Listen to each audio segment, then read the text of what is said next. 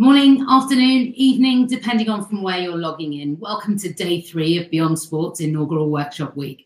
For those of you yet to meet me this week, my name's Radha. I'm Director of Design and Facilitation at thinkBeyond, the purpose-driven advisory arm of Beyond Sports. I'll be guiding you through some of the content today. As I said, this is day 3 of workshop week, and I can see from the poll that most of you have already attended at least one session with us. So thank you for your continued engagement. I won't make you listen in detail to tech housekeeping because I can tell by now that you guys are getting really good at using this platform. And over the past couple of days, we've had some sessions that have been truly, truly insightful. I'll share a few highlights for you. We've had sessions on sports role in tackling climate change, a really impassioned set of discussions around sport and mental health. We've taken steps to discuss, debate and identify what is needed for sport to truly tackle institutionalized racism. And today we've already had conversations and interactive sessions covering the future of sports sponsorship, as well as the impact of COVID on human rights. And that is just a taste of what has happened in these virtual rooms.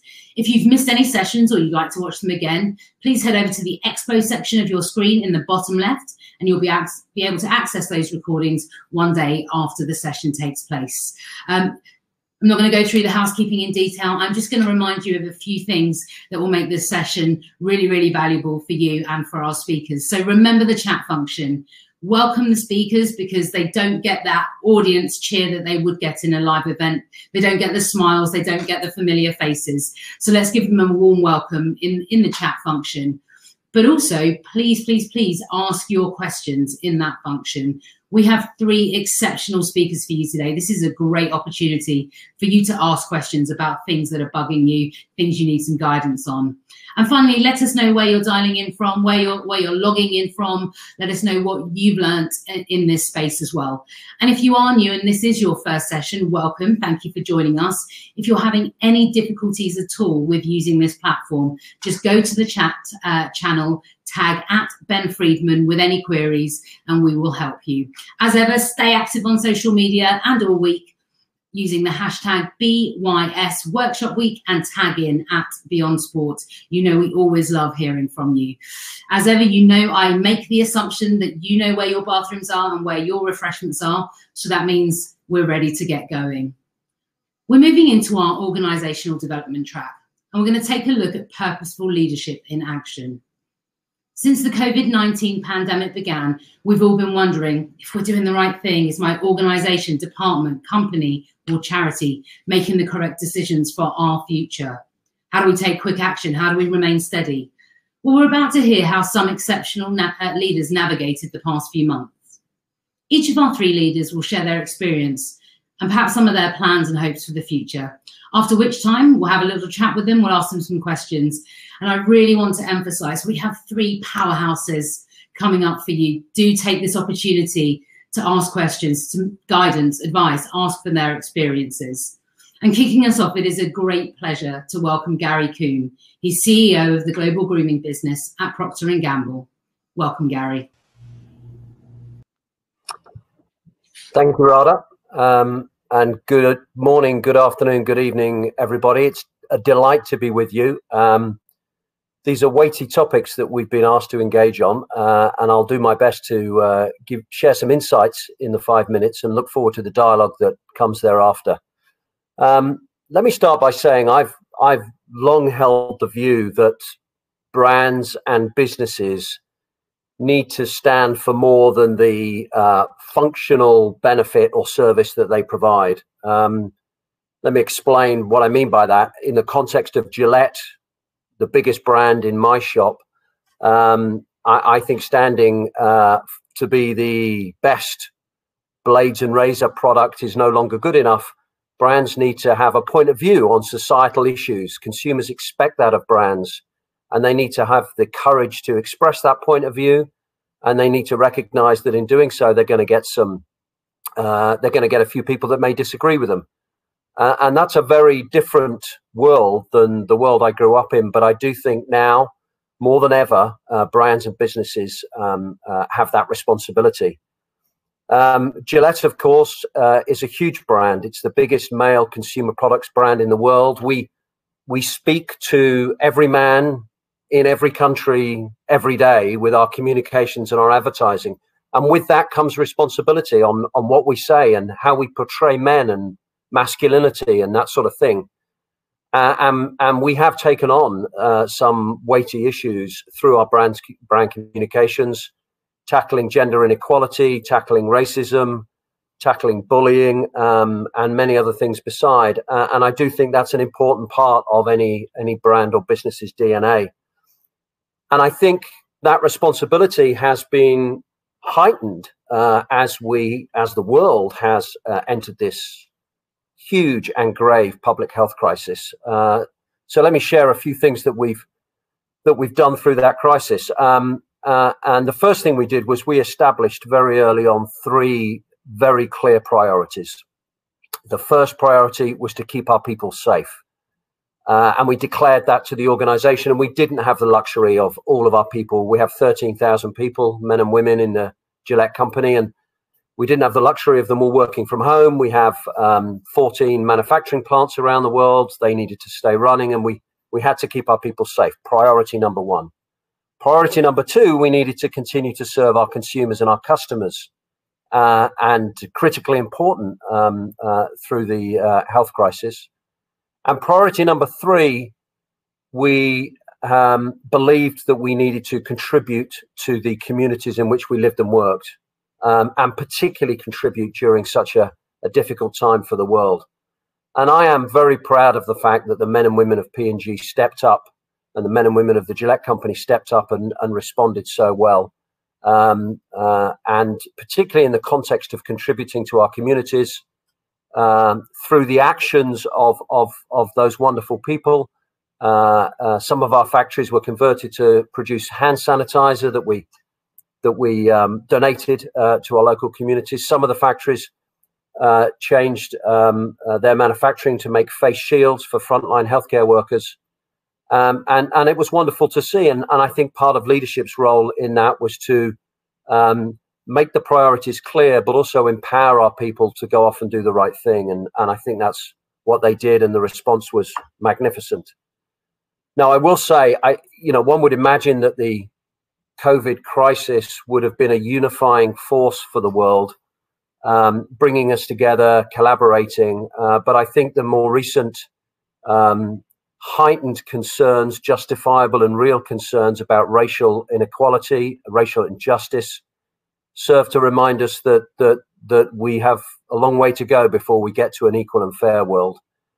And I think leadership has had to step up during that time as well. And I'm sure we'll talk about that in the dialogue. But I would give you 3 priorities that I think are very important for leaders in this time. The first is to listen and learn. I am self-evidently a white male European living and working in the US, and well-intentioned though I am, it's very hard for me to truly understand what it's like to be a black man or a black woman who's grown up in North America. And I've spent some time listening and learning, truly trying to listen and learn and understand just what those challenges are. I have a couple of mentors now, black colleagues who are mentors of mine to help.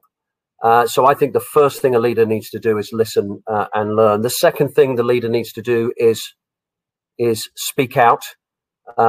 Speak out as a leader, make expectations clear. Use your brands, if you have brands, to speak out. And we can talk more about that later. But the Gillette brands and the broader P&G portfolio of brands is doing that. And thirdly, act. And commit to action. One of the things I've realized is it's no longer appropriate for the burden of solving this issue remaining on the shoulders of those that are most marginalized. The rest of us need to step up and do something. And simply saying you're not a racist is no longer good enough. We all have to learn how to be anti-racist and act in that regard. And I think that's true of leaders, true of businesses, true of brands. So these are 2 weighty issues, both the public health crisis and the racial inequality that we are faced with. And I do think businesses need to step up and lead through that.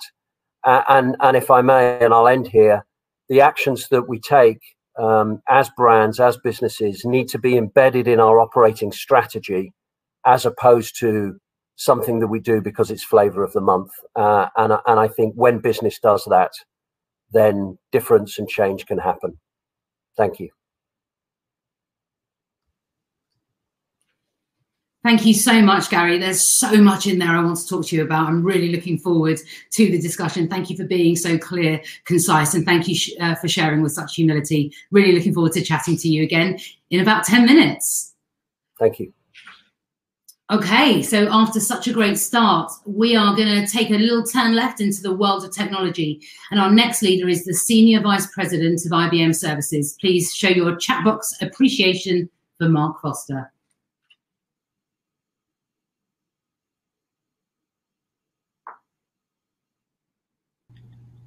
Great, Mark. All yours.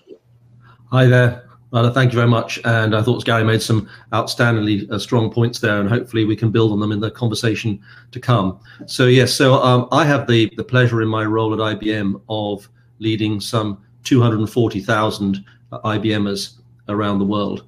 And clearly, this has been an amazing period of time for that group to really evolve at the way it's responded as individuals to the challenge we're facing, but more importantly, the fact that all those people are serving clients around the world. So the extent to which, therefore, how we're responding as a team has been very much a combination of, as Gary said, first of all, thinking about our own people and ensuring that they and their families and the societies that they operate in are kept as safe as possible during this time. But it's also been important for us to play our role in helping our clients as they've gone through the same experience. And certainly one of the things that I've been most proud of is the fact that very quickly, I mean, within a matter of days, we had 95% of that 240,000 person organization were working from home. And we were able to kick in with all of the systems that we've been having to use for clients around the world over the years to make sure we dealt with challenges. All had to be applied at once globally in a way that's obviously been unprecedented in history. And clearly, again, I share a great deal of pride in the way that everyone showed their adaptiveness, their flexibility. And to this day, we still have probably over 90% of that team are still working from home somewhere on the planet.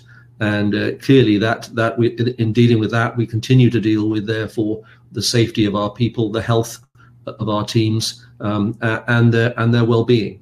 And I think we'll probably get into some conversations about how we're making sure that teams, their mental health is considered, how people think about the broader motivation of after being in long periods of lockdown, the challenges of working in the midst of a family environment. One of the things that we focused on early on was actually a working pledge. It was about how to make sure that a home working pledge that would make sure we were responsive to the fact that people were living and trying to work in environments where the rest of their family were around, and what did that mean in terms of our expectation of them. And we'll spend some time maybe on that later on. Of course, also as IBM, clearly as one of the world's major technology organizations, we've also played our part in trying to help deal with the challenge of this particular crisis. So aside from the work that we've carried on, obviously trying to do for our clients, we've also been thinking about how we can help more generally. So whether that's the ability for our supercomputing skill sets to be made available to researchers to help them in researching and looking for the cures to the illness. Whether or not was some other thing that we were involved with was using the fact that we have the weather company and the app that we own and everyone has on their phones, using that as a tool for providing information to people about the incidents, the cases around them, what was happening in their local environment around the response to COVID, which provided information to all those users around the illness as something they could access with real time in the way that they were used to accessing the weather. We've also, for a long time, had a lot of work we do in the world of education through what we call our PTech approach, which is actually around how we provide educational opportunity for those that might not easily get it, particularly at a sort of college level access to knowledge and understanding around the world. And we've been able to move that into an open PTech model, a model that's provided virtual learning in things like AI, cybersecurity, and other tooling that helps people also obviously engage in something right now, but also learn as well. And obviously we see this as part of an ongoing challenge we're going to face around the world around how is education going to work, how we're going to make sure we don't leave people behind, particularly those who are struggling with issues like the digital divide.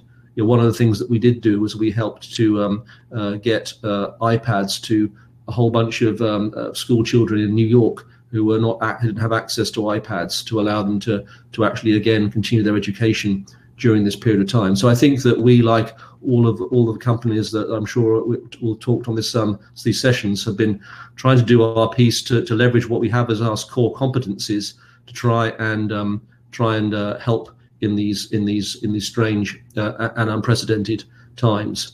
I think we also have to reflect as leaders that, as Gary also referred, clearly the other issues we've had to recognise that the society is facing, particularly as someone who is also a white male here in the US, is to understand the real pain that our African American colleagues have experienced and are experiencing, but also what that's meant in terms of the fears they have and the concerns that frankly how much we need to do still as organizations to understand the challenges and to do more, as Gary said, to take a more proactive anti-racist stance as opposed to just the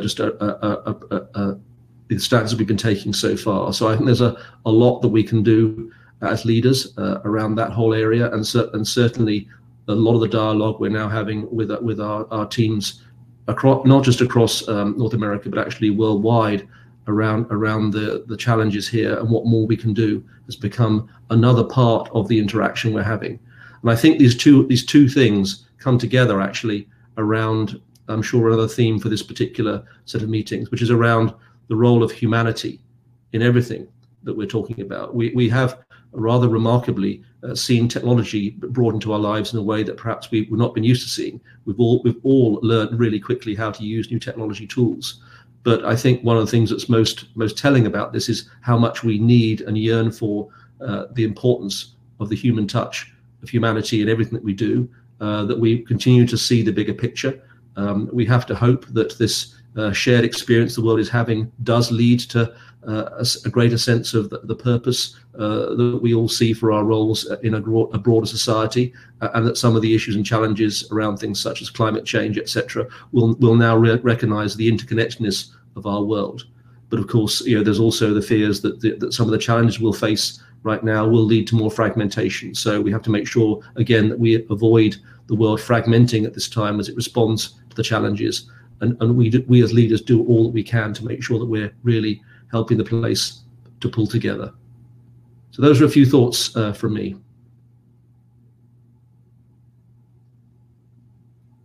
Wow, fantastic. Sorry, I was scribbling down questions and things I want to ask. There's so much in that. You covered a huge breadth of topics, and as you intimated, we will come back to many of them when we have the chat. So thank you again, much like Gary, for sharing with such clarity and humility. So thank you so much, and I'll be inviting you back very shortly. Okay, last but absolutely not least, I am delighted to introduce the Executive Director of the Walton Family Foundation and the former President and CEO of UNICEF USA, Caryl Stern. I lost you there for a minute, but I think I'm on now. Yes? Okay, terrific. Hello, everyone, and good morning, good afternoon, depending on where you are. The Walton Family Foundation is a family-led foundation, and it's dedicated to creating access and opportunity for people and communities. And I'm well aware of that responsibility, every day in my job, but especially in recent weeks. I have to preface my comments today with the fact that I began my job 5 weeks before sheltering at home became a reality. And so I had 5 full weeks in the office, and I keep kidding that I will be writing a book one day about onboarding in the days of COVID. But I am now 5 months into my role, and the global pandemic is totally not what I envisioned, and I want to address the two crises we're facing maybe a little bit separately. I think Gary and Mark both spoke many of the words I might have chosen to say, but let me first talk specifically for the foundation. You know, we are all about improving education for all students, conserving our rivers and oceans, and then building the quality of life in our home region. Before I joined the foundation, I spent 14 years as the CEO of UNICEF USA, and there it was about raising money, advocacy, public support, you know, for humanitarian aid in the face of many disasters around the world, as well as the ongoing disasters that confront children every day. And so I thought when I got here, I'd had such a vast experience in leading through crisis. I'm not sure you're ever prepared for the crisis that hits your desk on any given day, and you hope that you take the best of what you've done before and you bring it to the next. But I think it's always a struggle, and I think it's always an ongoing learning experience, and that to the extent as leaders we can surround ourselves with, as both Gary and Mark mentioned, mentors who help us to learn, other leaders whose thoughts contribute, and a diversity of ideas, that is what compel and propel us forward. So at the foundation, I think first and foremost, we began with a concern for the security and safety of our own team. You know, how do we make sure that everybody has what they need? How are we protecting our staff? What decisions do we have to make about when our offices might be open, might close? How do we empower people to be able to work from home and work from home well? And we didn't only supply the technology and tools, we also brought in some phenomenal people to do some workshops, even online with us, about working remotely and where those differences come from and what you might need to know. I think over the last few months, I've been asked about leadership so many times. There are three generic things that I'll save for the end, but let me move for a moment to the other crisis that we are facing, and that is the window that has opened up to a crisis that is not new, and that is the institutional racism in our country. I've had the privilege to dedicate the majority of my career to that issue, and obviously these are not new issues, but there is an opportunity because the spotlight is on them right now, where a window has opened. And I'm old enough to remember the last time I saw our country take to the streets. And while we surely didn't solve the problems, there was more progress made in the wake of that time than in any other period in my lifetime. And I'm hopeful that, again, as we've taken to the streets, we can see that level of progress. But, you know, to echo something that Gary started with, listen, learn, and act. We have to listen. We've not found total solutions. We don't walk in each other's shoes. I always say I'm a white American Jewish woman. I don't take it off when I get to work. I don't hang it on a hook. It's how I see the world. And I have to understand that not everyone sees the world through the eyes and the experiences that I do, and that I have to listen quite a bit. And I have to learn. But I have to also make the learning my own responsibility, not the responsibility of those around me. You know, no one is, you know, going to be held accountable for teaching me. I'm going to hold myself accountable for that. And then we have to come to action. I could not agree more with the three. And inherent in all of that, I think, is substance, spirit, and skills. You know, I think it takes all three. I think there's knowledge to be gained. There's a spirit that you have to bring to it to create not just safe workplaces where people can express how they're feeling, but brave workplaces, places that will take stands, places that make it okay to take stands, and places where we live what we preach when we say that we learn from our mistakes. We give people the freedom to make those mistakes and to learn from them. And then it takes skills. And like anything else that you do in work, if it takes skills, there are skills you need to practice. Generically, though, I think the three lessons I take from all the crises in my, 45 years of work that I've faced, I would say the first is to realize that every crisis brings out both the best and the worst in all of us. We go through those peaks and valleys, and that means that along with everything else we want to put in our toolkit for response is patience and forgiveness. Because When we're at our best, it's really easy to work together, but when we're at our worst, it's not.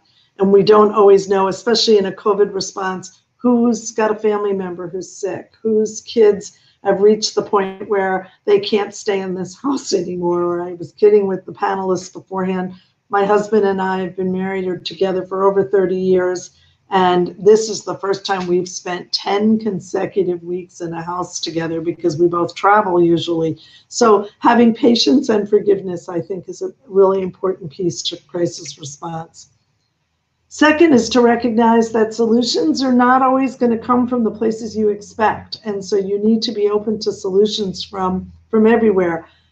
My days with UNICEF and working in the field showed me that some of the greatest innovations came from those who needed the solutions most. And they may not have had engineering degrees to solve the technical problem, but boy, when your life depended on it, you find ways to solve it. So be open to solutions from everywhere. And then third is to take those moments to recognize the things you took for granted before and to appreciate them. I remember when Hurricane Sandy hit, I was working in New York at the time, and we had to close our office for 6 weeks and work in similar circumstances to now. And I think that what was so phenomenal was the day we came back. We all hugged each other. We spent more time at that water cooler than we ever did. And I was sorry that as the ensuing months went by, we started to lose that. And so I'm trying really hard right now to take the moment to send the notes to my team, to say thank you more often, to just acknowledge how blessed I am to be working with this amazingly brilliant and diverse team that I get to go to work with every day, whether we're in the office or on the screen. So I think that my wrap-up comment would just be that when you look at problems, sometimes they're very, very big and they feel as if you can't solve them. And sometimes they are a culmination of a lot of smaller moments. And I keep having people who are looking especially at the institutional and racism that historically has existed in this country. And when they break it into one little moment, they don't understand the depth and the breadth of the pain that that causes. And somebody once a long time ago gave me the analogy of a physics exam question. You know, if you take a brick and you dump a bucket of water on it, you can prove that it's wet. I can show it to you, you can touch it, you can see the watermarks, I can prove it.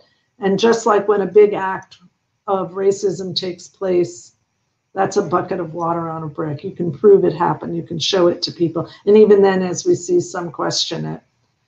But sometimes when you're faced with those circumstances where you're not sure if that person looked at you that way because of who and what you are, if they answered you the way they did because of who and what you are, if you got passed from the promotion or didn't even know that it existed, and you have to ask that question, that's like little drops of water. And those little drops of water, if they repeatedly hit a brick in the same place over and over again, physics will teach you that brick will break in two. So I think as leaders, we not only have to look for the bucket being dumped, but we have to look for the little drops of water.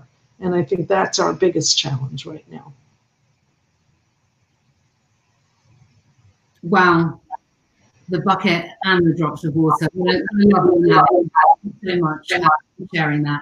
I wonder if I could ask the Beyond Sports team to invite Gary and Mark back into the room. Fantastic. They are just about to come in and join us. Okay, wow. I feel like I've had a leadership course education in 12, 15 minutes. Thank you so much to all of you.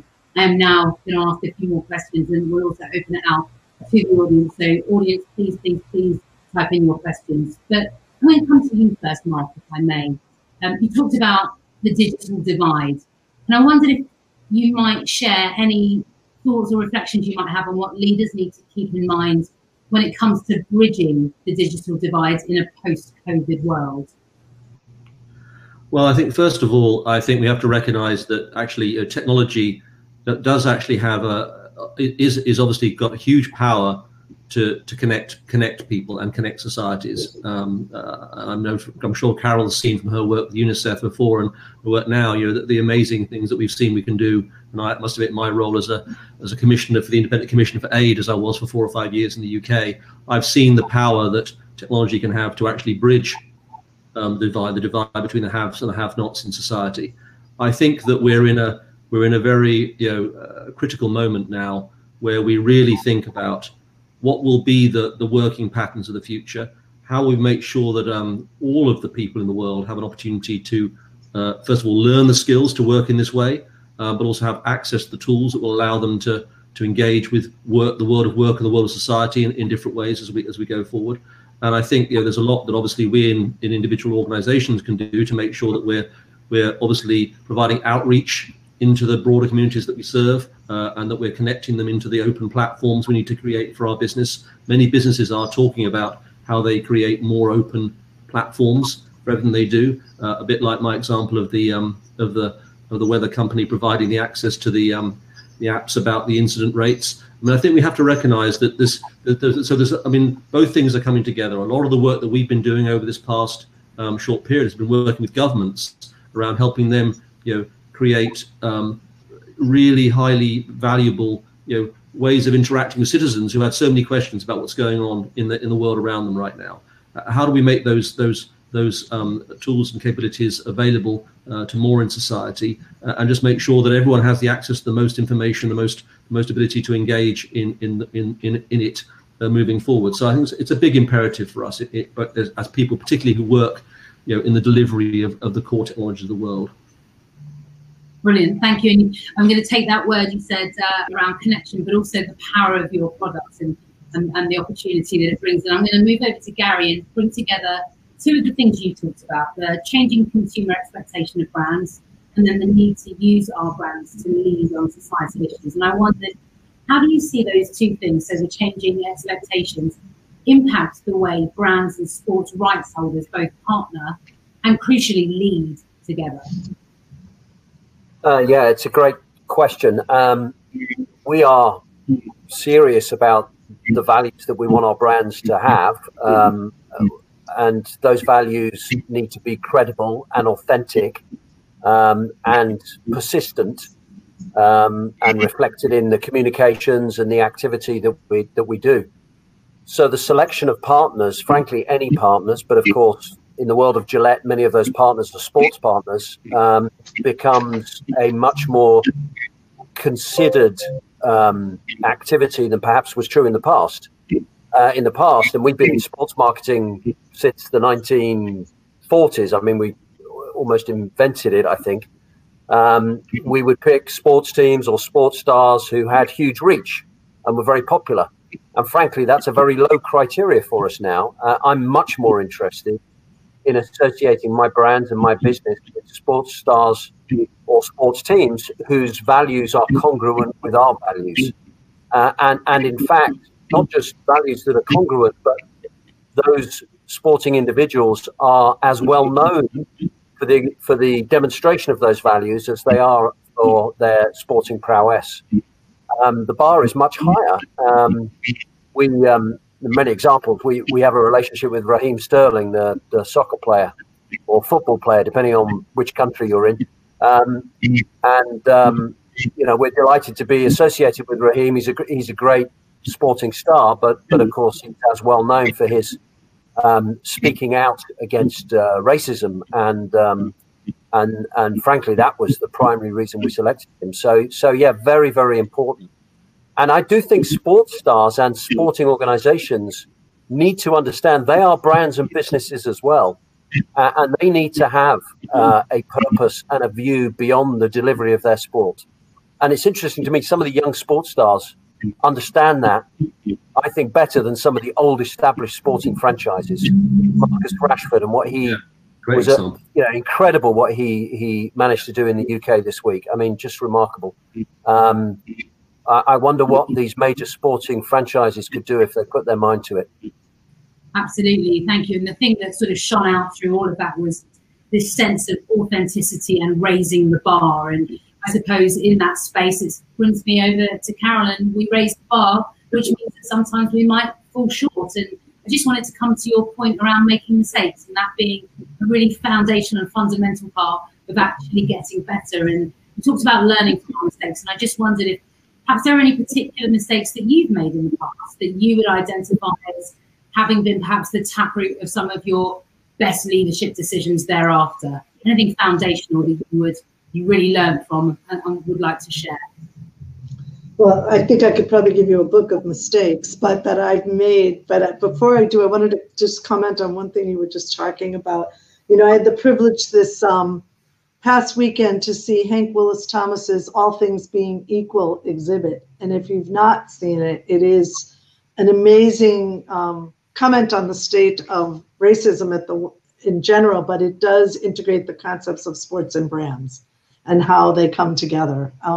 And so I highly recommend it. It's at Crystal Bridges right now, and there is a virtual opportunity to see it as well. So just wanted to bring that to your attention.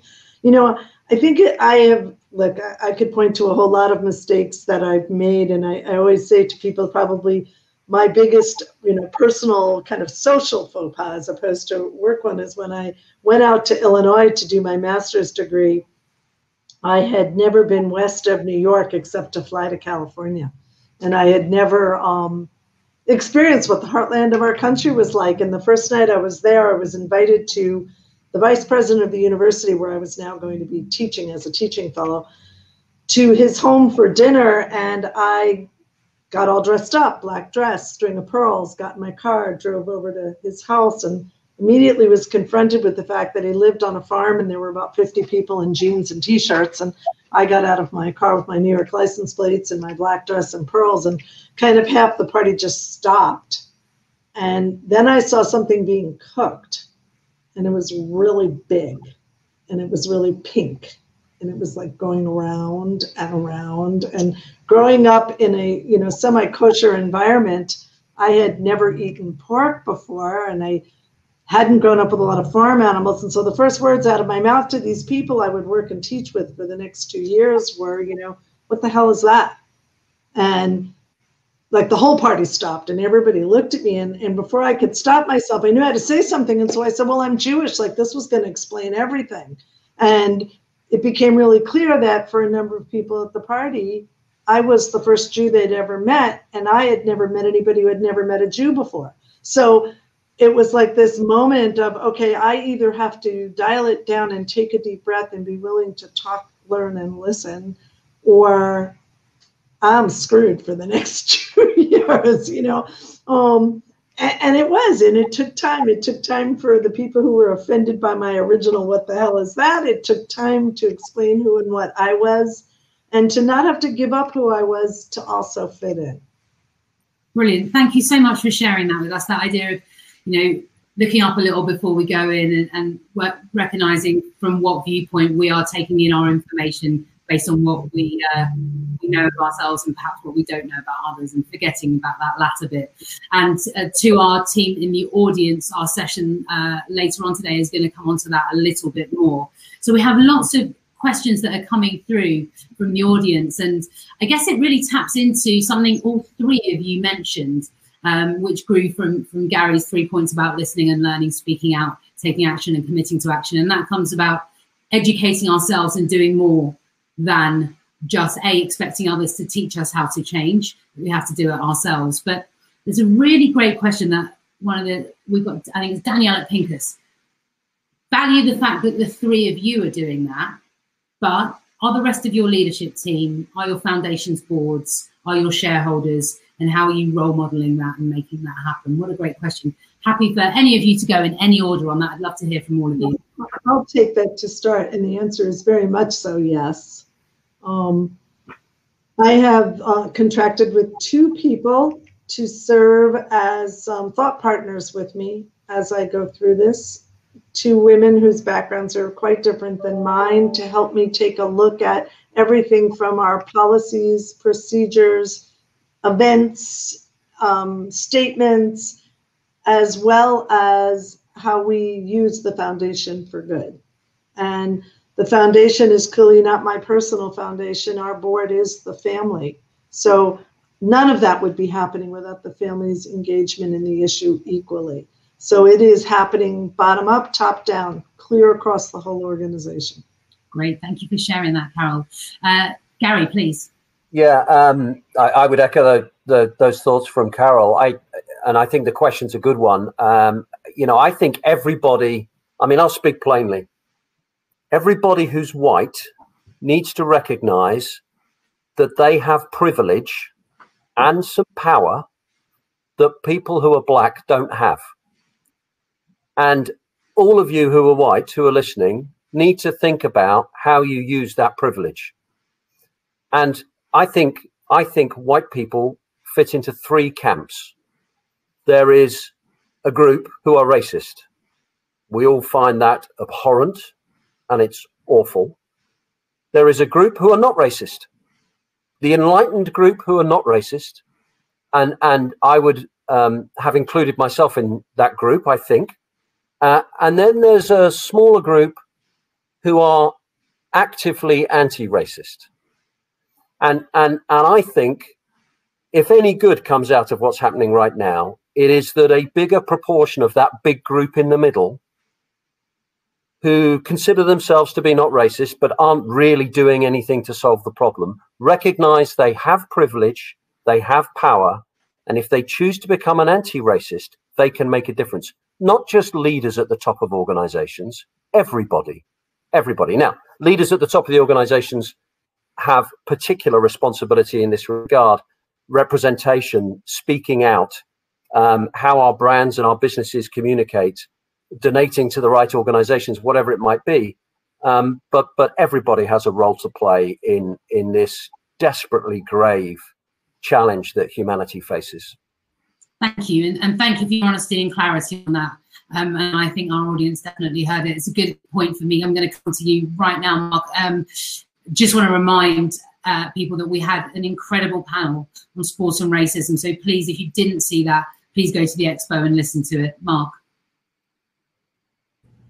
Yes, first of all, again, back to what Gary's right about, exactly around the fact it's everybody's concern to move the needle on this thing. And I think that certainly from the top of our organisation, the CEO has been very, very vocal. We've obviously engaged as an enterprise in engaging in things like the bills that are before Congress, etc., taking a stance on things like the use of facial recognition software and everything else like that, which is and how that can be used. So there's some things like that. But I think most importantly, we've been engaging in just an unbelievable set of interactions with our African American, Black American colleagues over the past few weeks, which have been, to be honest with you, for those of us who have been participating in them, have been unbelievable learning experiences. And back to the point about ever being able to stand in someone's shoes. I genuinely know that I might have never been able to stand in these shoes. And one particular phrase sticks in my mind as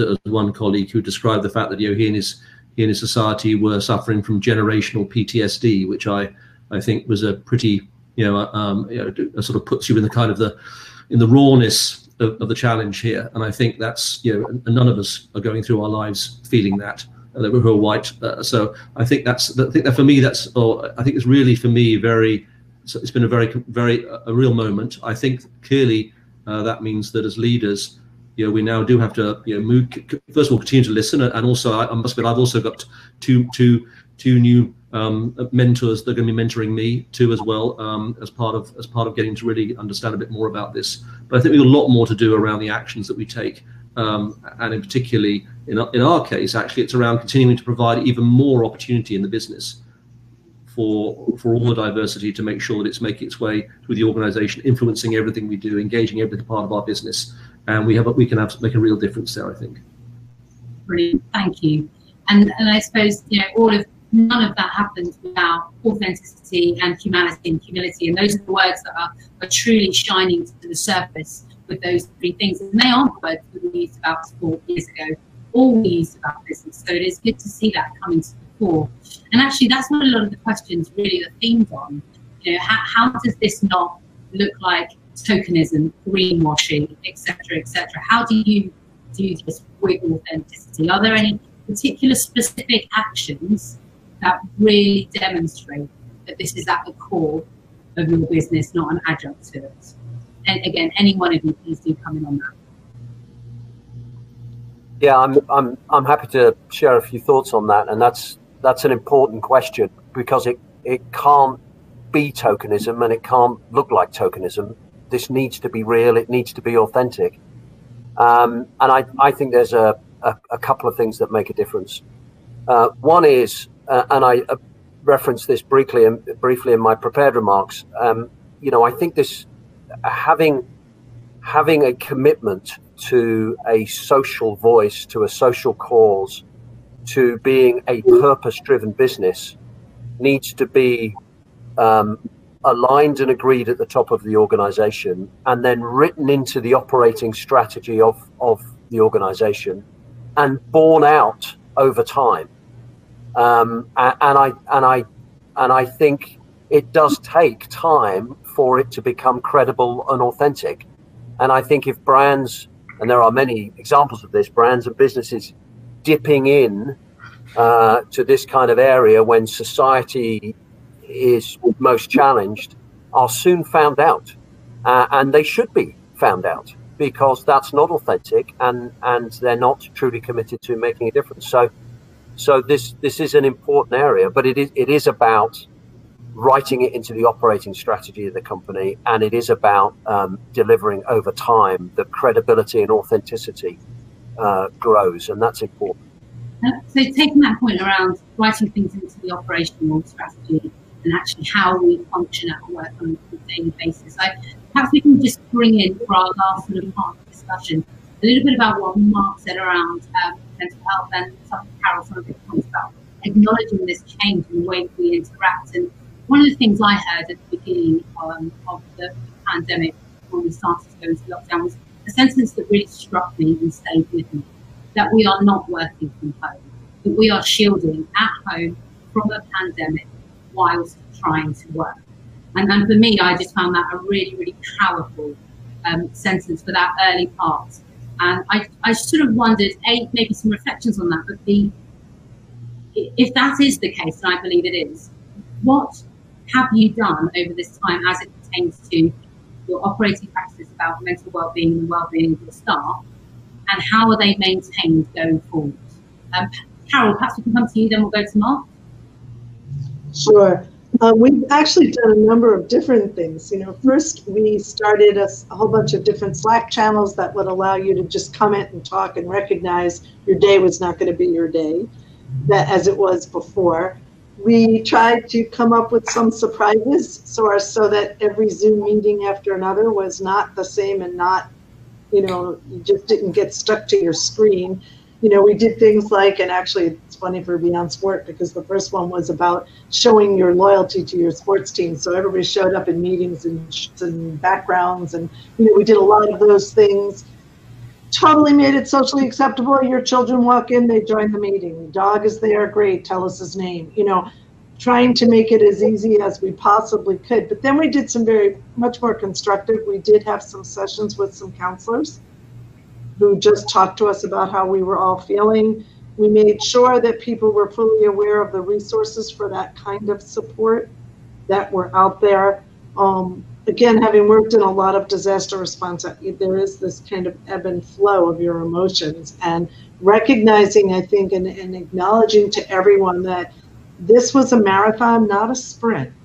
We weren't going to come up with a solution day one, and we weren't going to solve it and move on. This is an ongoing, we're going to be in this space for a lot longer than anybody wants to be. And so what do we all need, and how do we support one another were the questions we put out there. And we've done like crazy things. We did one of our teams did their team retreat as a virtual retreat, but we sent cookies to everybody's house that day, because there would have been cookies when you arrived at the retreat. Trying to just do things to bring as much contact as we possibly can. Brilliant. Thank you for sharing that. Mark?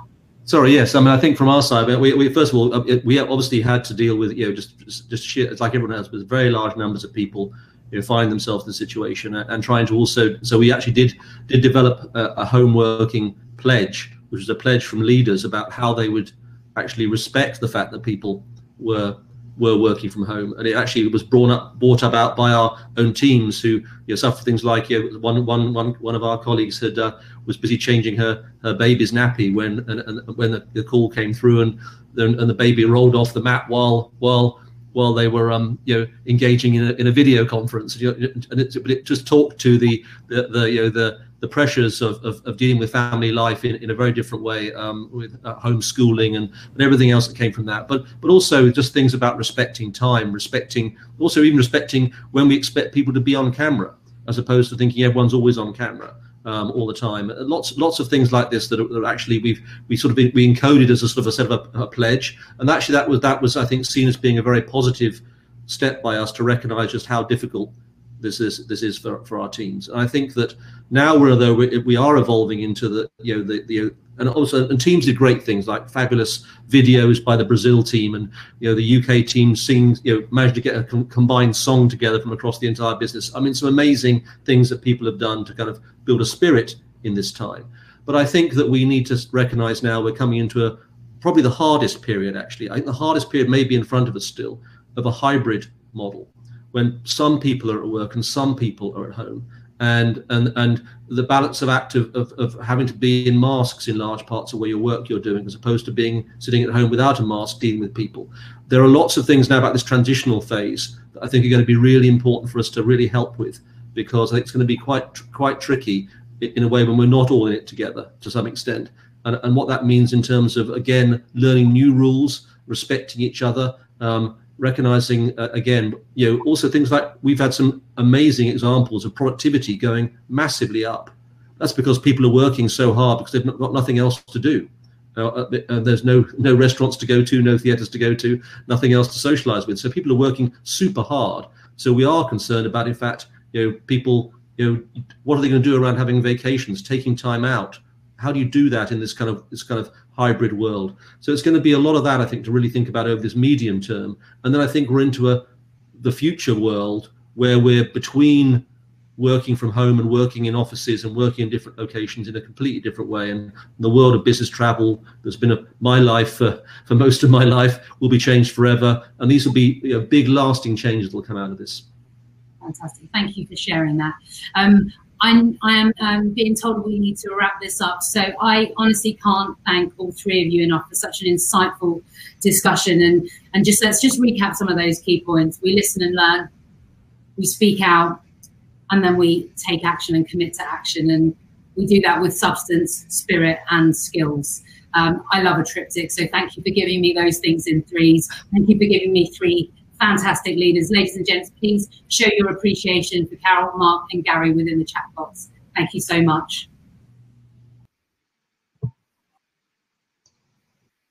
I know that we didn't get to do all of the questions that people asked, and I know that a large number of them were about racism, people of colour, and I know that we had some mental health questions there. So I really, really do urge you to go to the expo, listen to the sessions that we've done on that. So we had the racism panel, the racism breakout group. We also, on the first day of workshop week, on Monday, had Stay in the Game, which is our mental health forum. So I really do urge you to move towards that area and have a look.